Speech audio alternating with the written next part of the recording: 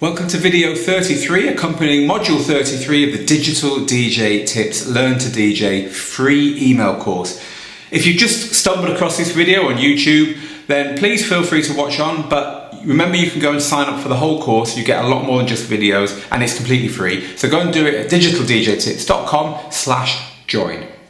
Today we're talking about when to use effects in your DJing. First, let's talk about what effects are. We're talking about things like filters, flanges, phasers, echo, delay, all those kinds of things. Things that take what you're playing and do something to it, and thereby adding to how it sounds, changing how it sounds. The most important effect is filter, because it's the one people use the most. You quite often see filter knobs, for instance. On this DJ controller, these red knobs in the middle are filter knobs, and they're just to control filters, but filter is still just an effect, just like all the others. Flanges and phasers are the kind of whooshy noises, the wah-wah-y noises, the stuff you hear on psychedelic tracks. And then you have echoes and delays and that kind of effect as well, which are, as they say, they'll echo your music or they'll add a delay to your music, quite often heard a lot on vocals and so on. And there's lots of other effects as well. Bit crusher is quite a trendy one at the moment, which just takes a pristine audio signal and makes it sound like it's coming out of a 1985 home computer, crushing it right down to 8-bit sound to give it a dirty kind of dubsteppy feel. But it doesn't really matter which effects you use, because the rules for using effects are exactly the same. So the first thing to remember about effects is you should always ask yourself why you're planning on adding an effect at this point, right now, on this track, in front of this audience. Why? Why are you planning on doing it? What do you think you're going to gain by adding it to the mix? If you don't know why you're going to do it, and you're just pressing the button and turning it on to see what happens, that is not a reason to use effects. You should know why you're doing it. So what are the reasons? Why would you? Well, adding excitement is a big one. Effects can add excitement to the mix. If you are building a mix up and you want to add something extra, especially if people know the tune, and so you're doing something to the tune which they already know, so they'll know that you're changing it, you can add a lot of excitement. An effect called the loop roll is quite often used to do that, where you loop the track and then make the loop shorter and shorter and shorter. So that's kind of a manual effect. It's one that you're doing yourself, a little bit different to the effects we've talked about so far, but it's still an effect, because a loop roll will leave the track playing underneath and then it will come back in again when you're finished. So really you are adding an effect. Look up loop roll on the internet and look, there's some good videos if you Google it on how to use loop rolls. But also you can build a lot of excitement with all the other effects that we just talked about. Normally doing something that affects the tune and then dropping it out again just as the beat kicks back in and everyone recognises where they're up to. So excitement is one reason. To help your mixing is another big reason. And let's go back to filters. Now filters are the effect that is a bit like an EQ. It's a bit like taking the treble out or taking the bass out of a tune, but it's more musical. It's got what's called resonance, and it's just kind of like, it's got a groove to it that is not the same as just using EQ.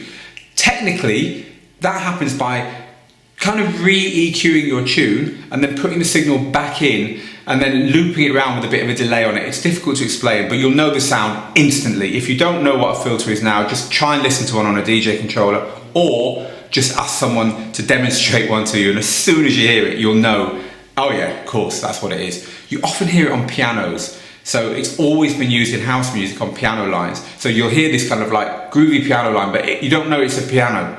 You just hear this, and it just gets closer and closer, and it gets more and more forward in the mix, and the excitement builds. Now that's used a lot in house music, and you can do that too when you're mixing. You can have a tune that starts off with just a repeating melody, and you can use the filter to slowly bring it to the front of the mix. It's an alternative to using the EQs, and it's a very musical alternative, especially if you've got something similar that you're filtering out on the other one, for instance. And filters have two kind of ways of going. You can take out the bass or you can take out the treble. I just talked about taking out the treble, so it starts off really bassy and muffled, but you can also do it the other way. So something comes in from high up, it starts off like, and it gets fuller and fuller. It's another way of using filters. That's why they tend to be here on some DJ mixes, away from the other sections for effects which are at the top, just because they're used a lot and people like to ride the filters, if you like. It's kind of like tweaking and keeping the mix going and moving bits to the front and bits to the back. They're a very musical effect. Anyway, less about filters, more about why you would use them. So we're talking about using them to help blend music. You could also use them, effects generally, not filters, to make vocals more exciting. And the best effects really, well, certainly the most common that you hear on vocals, are the echoes and the delays. So you hear a vocal line, and quite often if you're cue juggling and you've chopped a vocal up a bit, you can put some effects on it. So instead of, when you press the button, instead of hearing one word or a couple of words, you hear them, but then they get echoed into the background as well. And you can do some quite outstanding and quite distinctive effects by having an echo that goes on for a long time. One thing that DJ controllers do very well is lock the effect to the beat. The software will say, okay, it's 120 BPM, and instead of echoing every second, we're going to echo every half beat or whatever. And that means that your effects can sound really musical because they're tied to the beat, so everything's happening on the downbeat and it's just rhythmic. So adding to vocals, helping you in the blend, building excitement, all good reasons, but make sure you do have a reason. Don't just hit the button for no reason at all. So having said that, it kind of moves me on to the next thing. They should be chosen to complement what's going on in the music anyway. There's no point. The filters is a great example. You've got records that have got filters slowly coming in and out, and then they're great. Use them when you're mixing, use them in that set, because people are hearing that in your music anyway. It's complementary. It's working alongside what the producers have already spent hours and days and weeks doing to get you that music.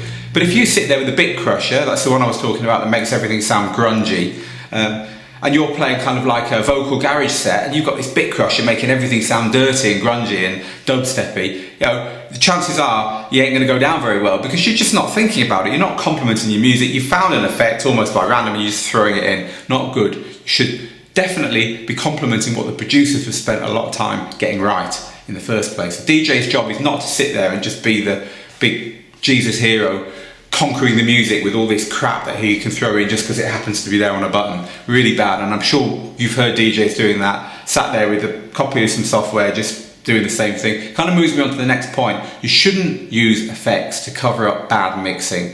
Again, I bet you've heard DJs doing it. Getting to the end of a tune, slapping on the same blinking effect, turning it up so that you don't know what the hell's going on, and then after a bit bringing in the next tune. You know, it's not mixing. Just let the tune finish and start another one. Stop annoying people.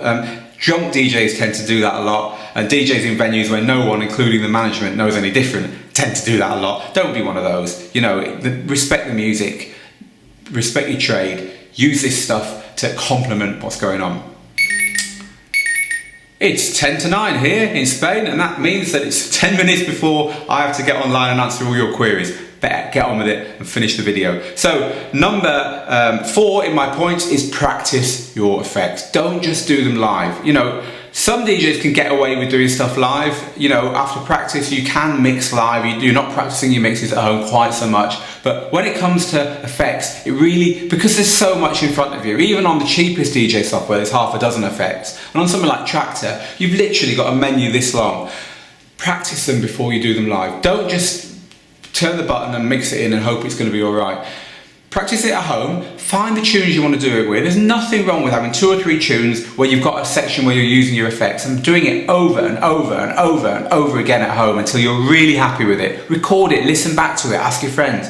And then what happens there is not only when you come to do it live do you do a good job of it, but also you learn so much in practicing that section because you're listening so much harder to the music. Just throwing effects in over music without really listening to anything, it's like answering someone in a conversation without listening to what they said to you. You're not going to gain as much from it, and you're not going to be doing your part as well as you could. So the final thing I want to say about effects is less is more. I probably use effects once or twice in a set, and I play 4-hour sets. I'm not a big effects person. Now, I can't talk for all DJs. You know, you've got your James Zabilas and people like that who are effects DJs. They've mastered effects. That's what they do. Most DJs, and I'm talking 99% of DJs, are playing in venues where no one is going to miss you messing around on the effects. And frankly, if you've got 1 or 2 places where you use them, where they sound really good and where you're happy with them, that's good enough. Just use them for that. Don't worry about trying to make it look like you're doing something by putting effects into everything. Just smile and dance to your own music. Be cool and kick back. Enjoy what's going on, but don't just use effects to make it look like you're the DJ, because you're just going to annoy people and you're going to look like an amateur. So thanks for watching. I look forward to seeing you in part 34.